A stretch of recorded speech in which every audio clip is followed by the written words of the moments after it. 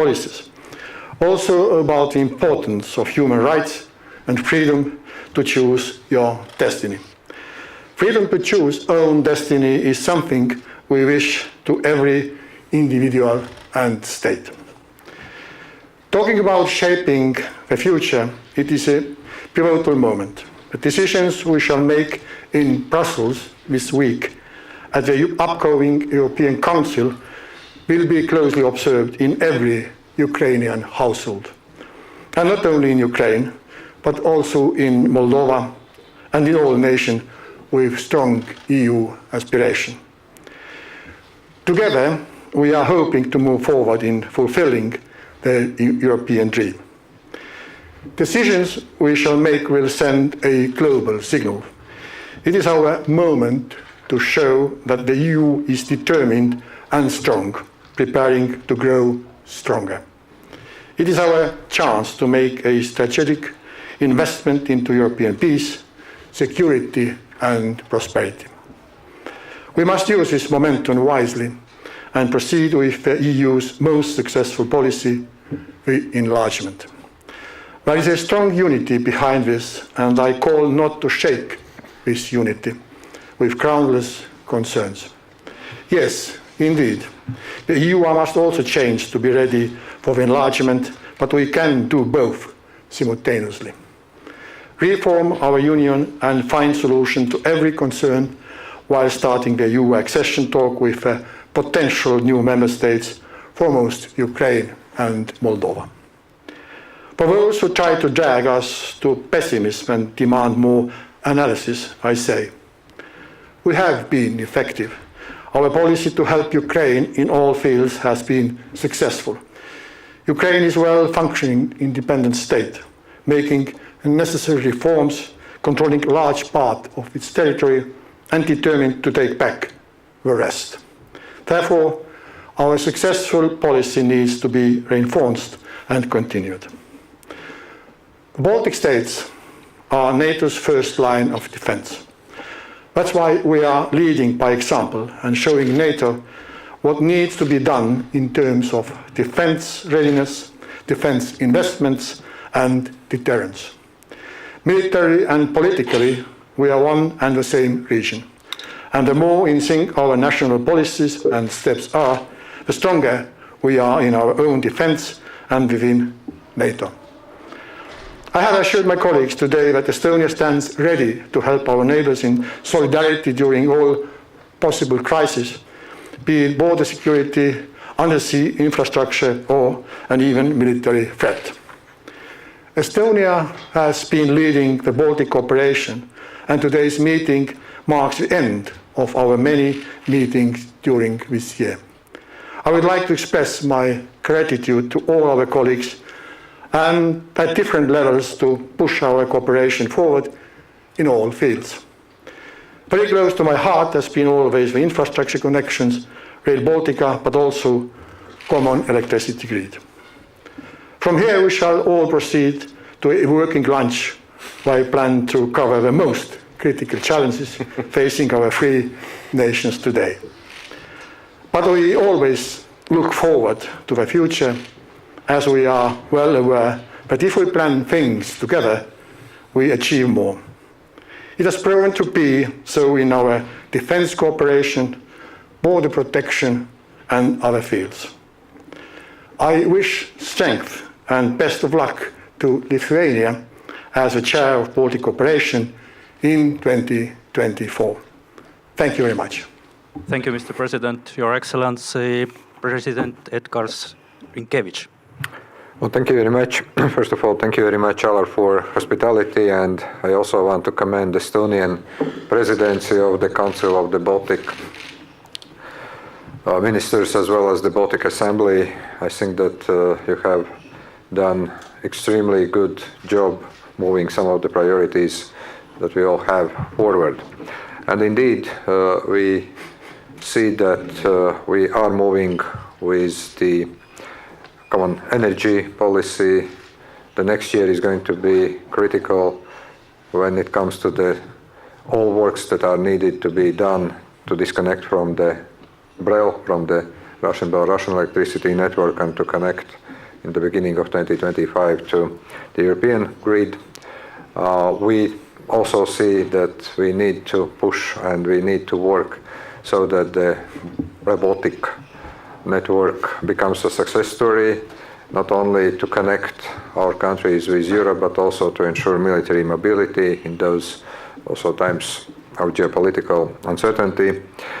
We discussed, and we are going to discuss over the lunch, as President just said, what we can do further politically, militarily, and also from the economic point of view to support Ukraine.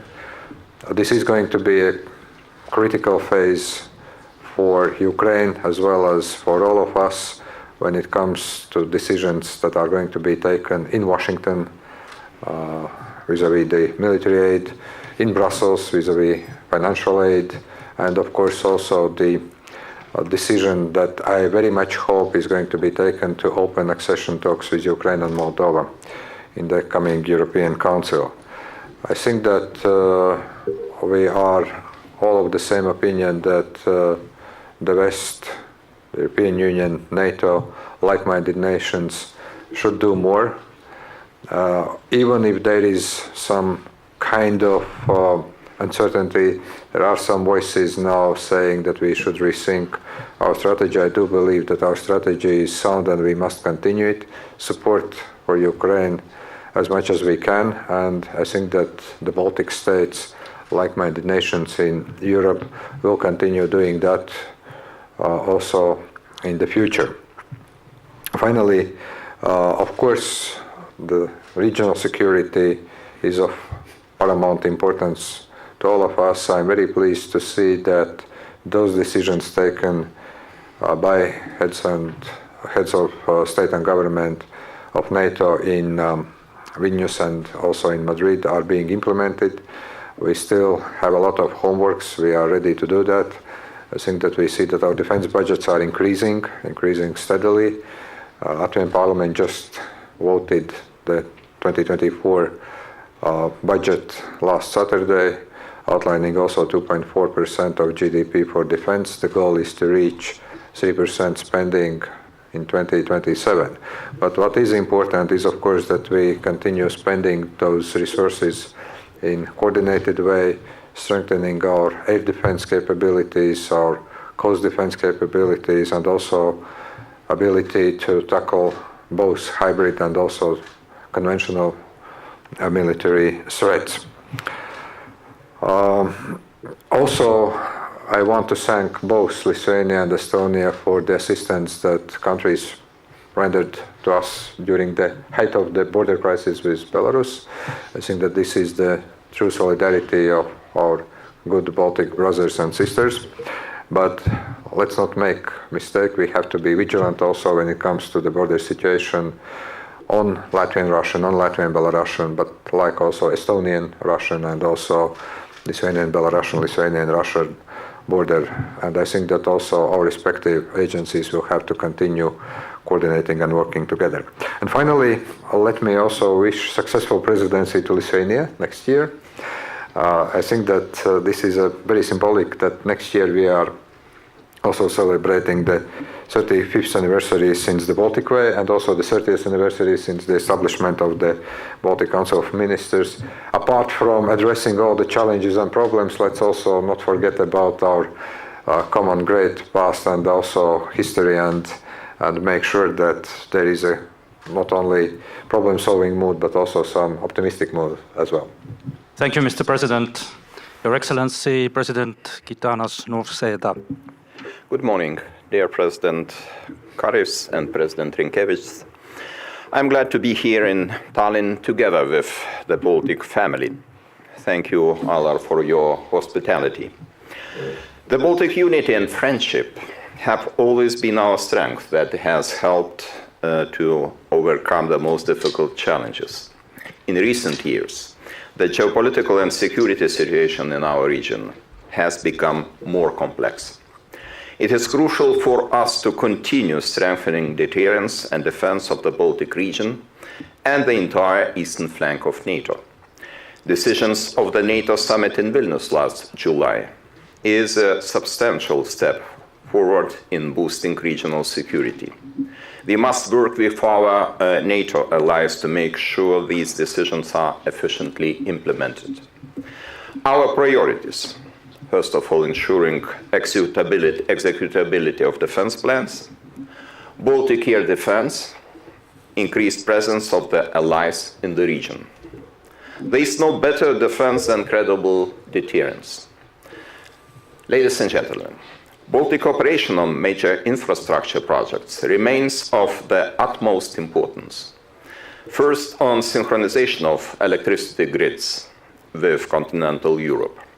Independence of the Baltic states' electricity grid from Russia will guarantee increased security and eliminate potential risks. We have agreed on ambitious goal of finalizing synchronization in 2025. 1 year earlier than planned. Second, on transport connectivity. Our efforts to help Ukraine transport agriculture products pointed to the insufficiency of connectivity capacity in the Baltic states. Implementation of the Rail Baltica project must be speeded up. I also look forward to the launching of the renewed Vilnius-Riga passenger train service in a few weeks. I also welcome plans of launching Tartu-Riga in 2024. Also, I would like to say a few words on European agenda as well. In 3 days at the European Council, we will be making crucial decisions regarding the European future of Ukraine, Moldova, and Georgia. It is important to consolidate the political will of all EU member states to start EU accession talks with Ukraine and Moldova and provide Georgia with EU candidate status. It is a geopolitical decision that will define the future of Europe. We have neither the right nor luxury to miss the momentum. The EU enlargement is a path towards a more secure, more stable, and more prosperous Europe. Dear President Karis, dear Alar, thank you for hosting us today in Tallinn, wintry Tallinn, nice Tallinn. I look forward to hosting the annual Baltic Family Meeting in Vilnius next year. Once again, thank you, dear friends. I am looking forward to have even more informal and formal discussion during the launch. Thank you. Thank you, Mr. President. We've got questions today from Estonia and Latvia, from Lithuania and Estonia. And please introduce yourself and please specify to whom is your question. Astrid Kanner. Estonian Public Broadcasting, and I have a question to all of you. In your opinion, if Russia wins the war in Ukraine, will Baltic states be the next to be attacked by Russia? Well, I can start with answering. I mean, it's a very hypothetical question, of course, first of all. And second, we shouldn't assume that Russia is going to win this war, first of all. But, of course, if it would happen, we are all in danger. It's not only Baltic states, it's the whole Europe, it's the whole Western world. This is something we should remind to our partners, that this is not a question of bordering countries, but it's a question of the whole Western world. I would like to share this view because I think it's very important to understand that, first of all, I still believe by 100% that the victory will be in the battlefields of Ukraine will be Ukrainians' victory. But we should understand that for this regime, Kremlin's regime, there is no final destination or final targets. This regime has big number of targets, and among them could be the Baltic states, other countries of Eastern Europe, and even Central Europe too. So this is the reason why we have to deal with very dangerous regime, and we have to stay united in order to support Ukraine until the end and to win this war. and I hope that it will be the case. Well, I think that our point of view is very, very similar. I would just add a couple of points. First of all, I think that it may be so that even if Russia is not winning this war, but it thinks that it has won. And there is a bit sometimes difference between the actual facts and perceptions. And I think that at this point, even with all the difficulty that we see in Ukraine at this point, Russia is not winning. Russia has been stalled. Russia is having a lot of challenges, but let's not make mistake. Russia is also learning from previous mistakes, mobilizing its economy, mobilizing its resources, and also having this long-term strategy that they will continue fighting as long as it takes, and they are hoping that we all get tired, that the public opinion in many Western countries is going to change. So that's one thing that we should take into account. This is long-term war. This is unfortunately a war that is not going to end in a month or in a even year. And that is something that I am saying to all my colleagues from different NATO and EU countries, that we need to be prepared. And I have the feeling that in many countries this realization is slowly starting to sink in.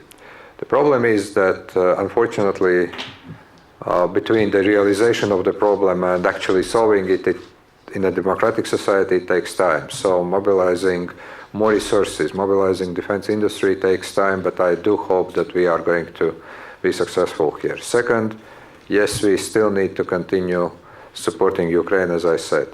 Now, if Russia is going to attack any of the Baltic states or NATO states in the eastern flank, I think it depends on three things. First, if they see that we are ready to fight and we don't take any chances, that we continue improving our defense capabilities or ability to resist any of challenges, that would be something they are going to think. And here I think that all three Baltic states are making great efforts. Second, if they see that NATO, and particularly NATO, but not only NATO, is not united. And I think that here we must invest a lot of our energy and effort to keep this unity, to keep this sense of purpose for the alliance, and also to work with many skeptics.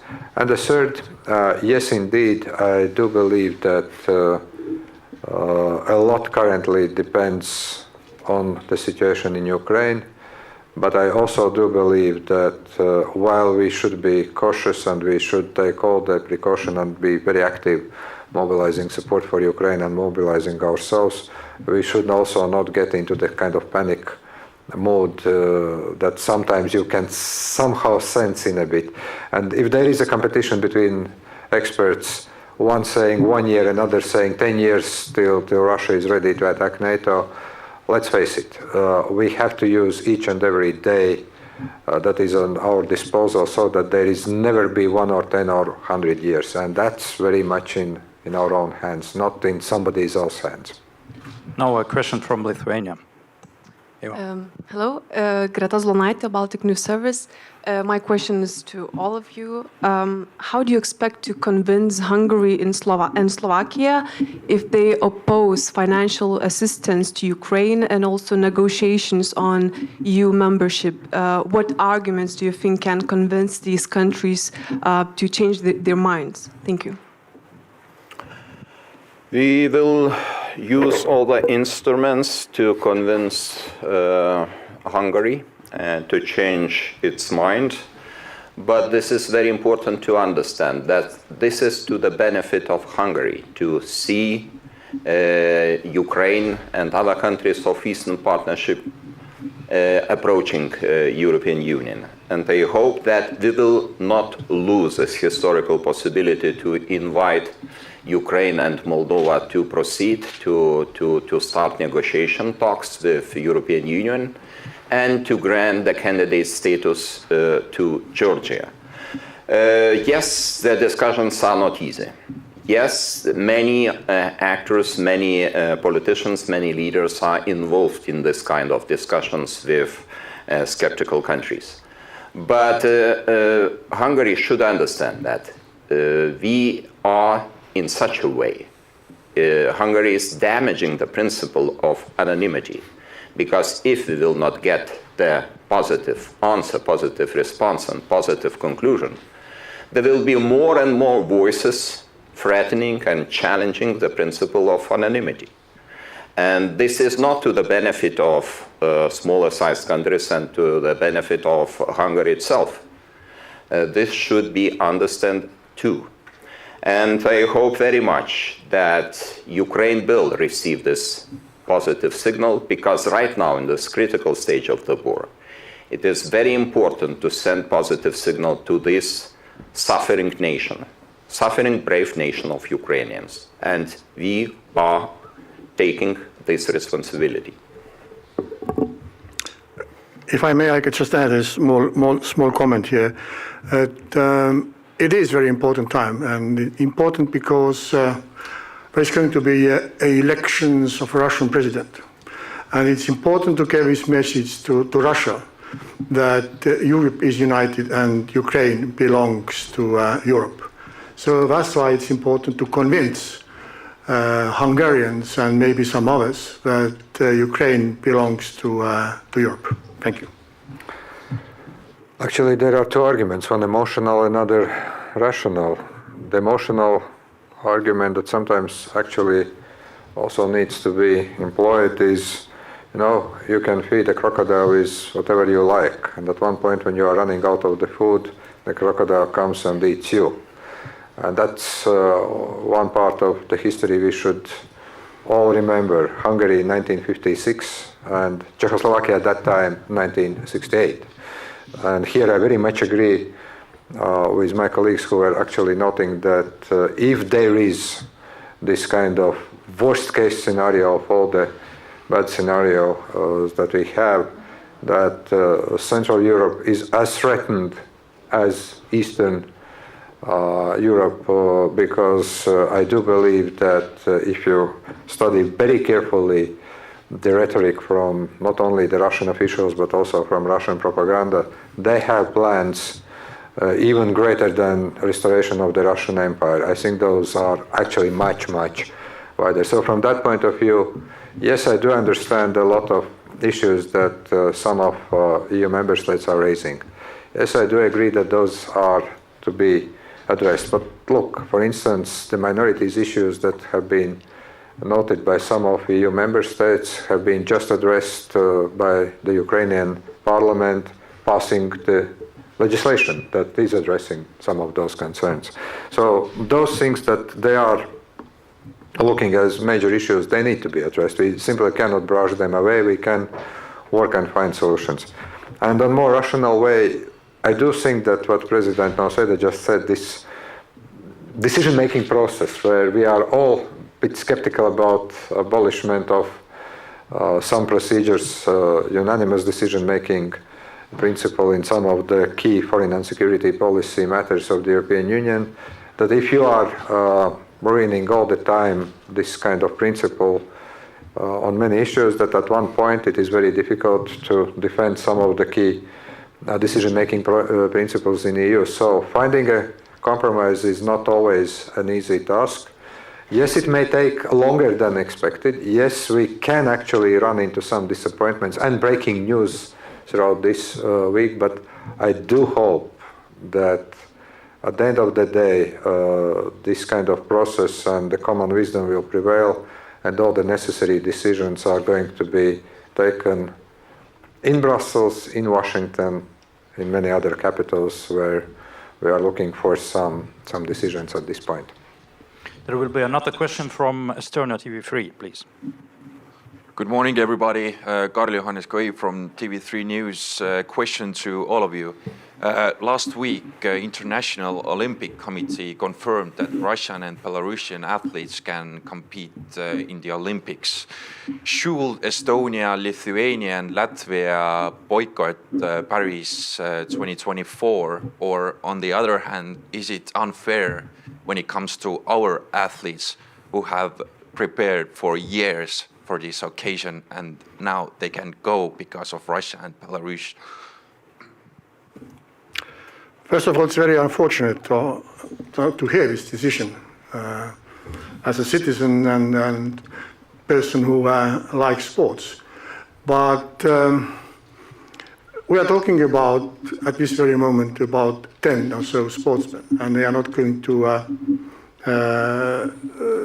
fight under the Russian flag at this very moment. So let's see how this procedure is going, because there are also subcommittees who are not happy with this decision, and let's wait. But it's a very unfortunate decision. And of course, sportsmen, they have prepared for so many years to take part of this Olympic, and they are definitely keen to go to Paris. So let's see how these things develop, and then we make probably up our decision on state level. Thank you. Well, it's a very disappointing decision, and I still have hope that it could be revised and it could be corrected. We already see the reactions coming from different kind of federations, for example, light athletes. And I think that Olympic principles have nothing to do with terror, murder, and destruction. So it's highly discouraging to see such decisions right now, as I mentioned, in the critical stage of the war in Ukraine. We have to stay united, and it is applicable not only for us, but it's applicable for the Olympic Committee and Olympic movement too. Well, I think that we all agree that this is the wrong decision, and that unfortunately some of the key principles of the Olympic movement have been grossly damaged by such kind of decision. But here, just a couple of points. First of all, I do believe that we still have time to work together, probably also to influence some of the decisions that have been already made by the Olympic Committee. And the more friends and allies in this matter we get and we work, there is still the possibility for change. Second, yes, indeed, we see that there are some criteria made who is going to be excluded, like those athletes who are affiliated with the military or paramilitary organizations and so forth. But let's also not forget that the Olympic Games are happening in France, Paris. There happens to be also EU member state, and we do have some sanctions in place as well. So I think that we also need to take a look on those athletes who are, for instance, affiliated with companies and entities that have been sanctioned by the European Union or by like-minded nations. So I do believe that at this point there is still a possibility to continue fighting for the reversal or substantial change of this decision. I do believe that it's going to be a very difficult decision. In my mind, if nothing changes, it would be very difficult to see Ukrainian or Latvian athletes to compete there. But this is, of course, also the decision that needs to be taken by the governments and the sport community in each and every country. And of course, it needs to be well coordinated and well thought through with like-minded nations, be it Ukraine, be it the Baltic nations, be it other European nations that are not very happy with this decision. But I think that from the outset, this is a wrong decision. We will continue working on this, I believe, also when it comes to Baltic governments, when it comes to the Olympic committees of the Baltic states. We'll be in close touch, I believe, also with our Ukrainian friends. And I think that the response will be made in due time, in due course. But remembering some of history, I would say that we are still not in a phase where we should say that everything has been completely decided and it's not reversible or changeable. Do we have no questions from Lithuanian side? No. All right. I guess this concludes the press conference. Thank you for your excellent questions, excellent answers. So Thank you. thank you so much. And Answers are always excellent.